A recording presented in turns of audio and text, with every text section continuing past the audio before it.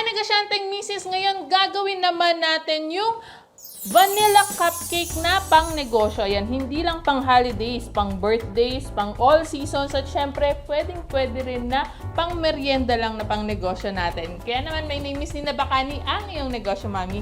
Simulan na natin. Meron ako ditong 1 1/2 cup ng cake flour. So, sinift ko na siya. Tapos, strain ko din yung ating 1 1/2 teaspoon ng ating baking powder. Yan. So, lagyan natin ng half teaspoon ng salt. Baking salt po yung gamit ko. Kung bago ka sa channel ko, i-click mo na yung subscribe button sa baba at i-hit mo na rin yung notification bell para updated ka sa mga negosyo recipes natin. Tapos, mix lang natin ng konti. At i-set aside na muna natin yan siya. Next, so, meron ako ditong unsalted butter. Yung 1 whole po, hinati ko lang. Ayan. So, naka-room temperature siya. Softened na po siya. Any unsalted butter po ay pwede.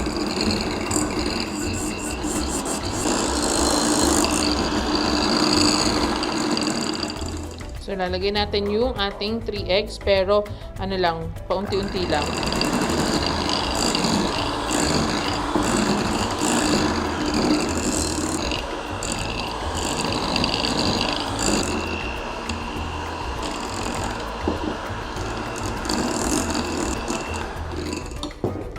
Scrape natin yan. No?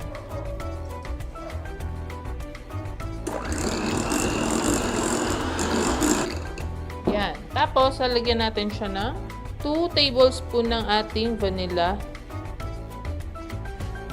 essence.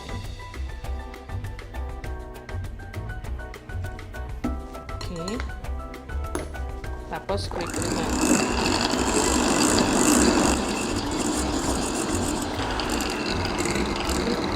Unti-unti nating ilagay yung ating dry ingredients.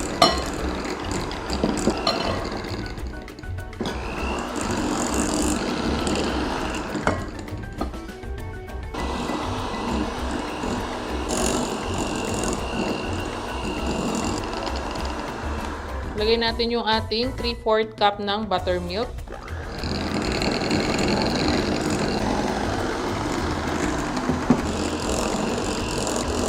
So, i-well combined lang natin sila.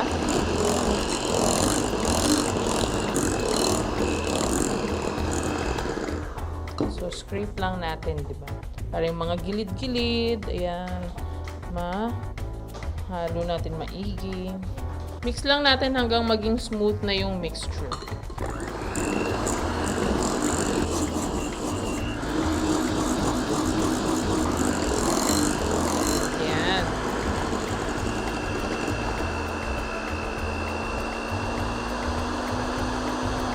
Pag smooth na yung mixture niya,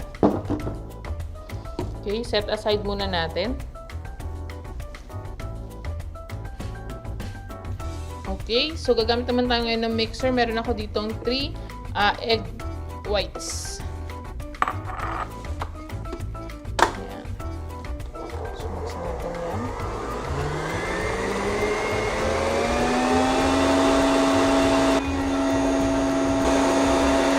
Pag foamy na, gradual natin ilalagay yung 1 cup ng sugar.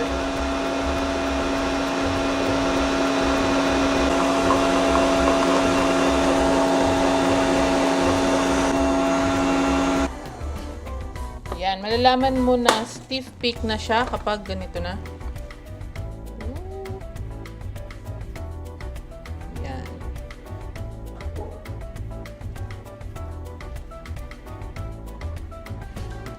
So, stiff peak na siya. Tara na.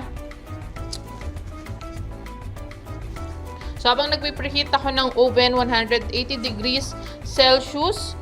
Yan, preheat ko muna ng 10 minutes. Nandito na yung ating meringue, tsaka yung ating vanilla butter, no? So, lalagay na tayo ng mixture. Fold lang natin siya. Hanggang sa maubos na po itong ating meringue. Okay, pag okay na yung ating mixture, magtatakal na tayo, no? Ang gamit ko po ay 3 ounce na cupcake molder at saka 3 ounce din na cupcake liner. Yan. So, tatakal tayo ng 1/4 cup. Ayan.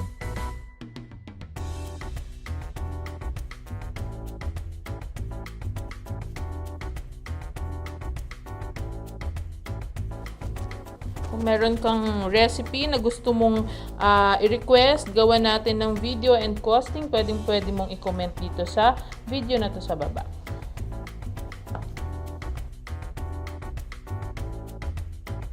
So, ilalagay na natin siya sa preheated oven. Ayan.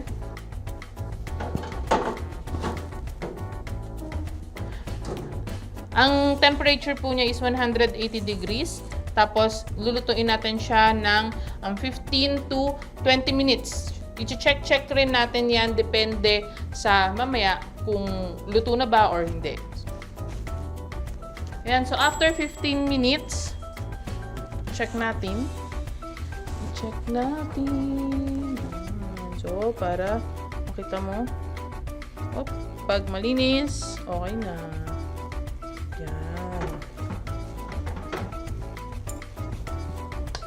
Yan. Tapos, lagay muna natin yan dito sa ating cooling rack.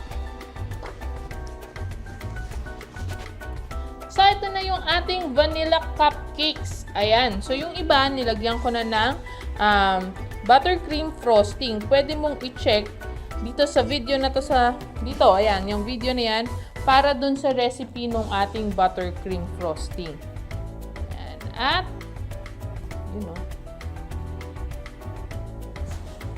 lalagay na natin siya sa box. Ito yung, merong nabibili na cupcake box talaga. Ito kasi is pang holiday pa na box, no? Pero, yung pang cupcake box, syempre kapag may icing, kailangan meron siyang separator. So, hingi ka ng separator doon. Kasi ganito yung magiging style niyan. Wala lang po akong separator, ha? Pag may separator. Kasi para hindi magdikit-dikit, 'di ba? Pag trinavel yung cupcake. Ayan, kagaya niyan. Dikit-dikit.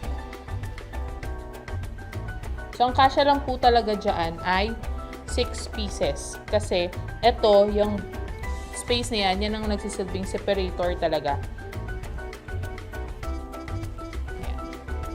So, ganito po yung magiging itsura ng ating cupcake. At syempre, para sa costing natin, ngayon, yung nagamit ko dyan, kasama na yung frosting, diba? Pwede mong lagyan ng toppings pa to.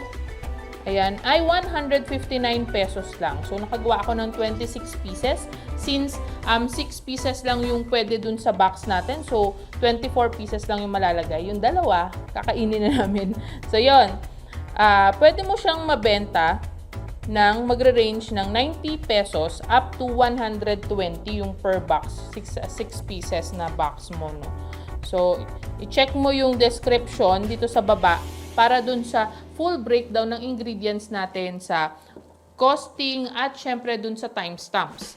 Ayan. Kaya naman, ang tubo natin ay magre-range ng 201 pesos up to 321 pesos. Ayan, sulit na sulit pa rin, di ba? Kaya naman, kung nagustuhan mo tong video na to, i-check mo naman yung video ng buttercream frosting natin dito. At syempre, give me a thumbs up, subscribe at i-hit mo na yung notification bell para updated ka pa sa mga negosyo recipes natin.